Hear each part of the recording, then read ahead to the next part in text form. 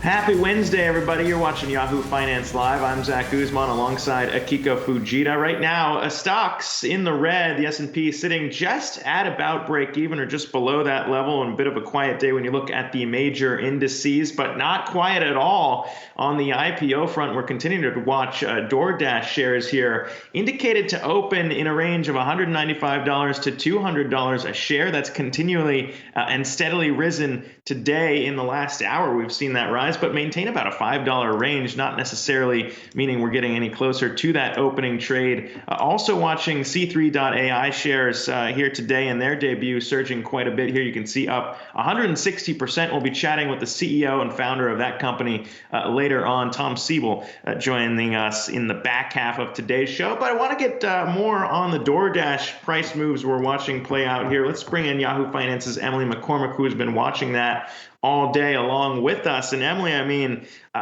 we knew that there was going to be a lot of excitement around DoorDash, one of those names that a lot of people have had the chance to interact with here. But even before the opening trade, the drama is building here. Quite the pop we're expecting.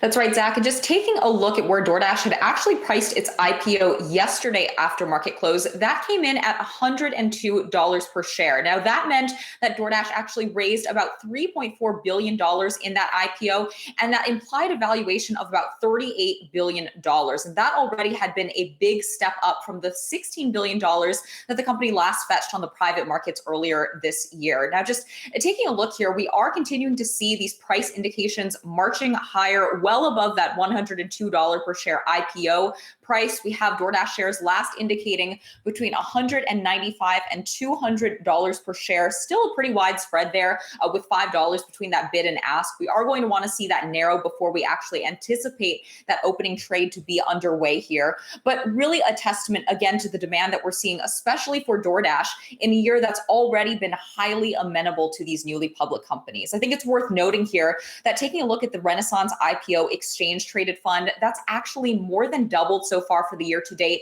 It includes a basket of funds including Snowflake, Lemonade, many of these companies that we've seen go public over the past several months. And then just taking a look here at where we're actually anticipating another newly public company to actually IPO in the next day. We do have Airbnb actually scheduled to start trading tomorrow on the NASDAQ. I want to note here that the Wall Street Journal actually reported this morning that the company will likely price its IPO tonight at above the $56 to $60 per share range that it had marketed at the beginning of this week. So again, really speaking to the fact that investors at the institutional and retail level are really trying to pile in here to these newly public high growth companies.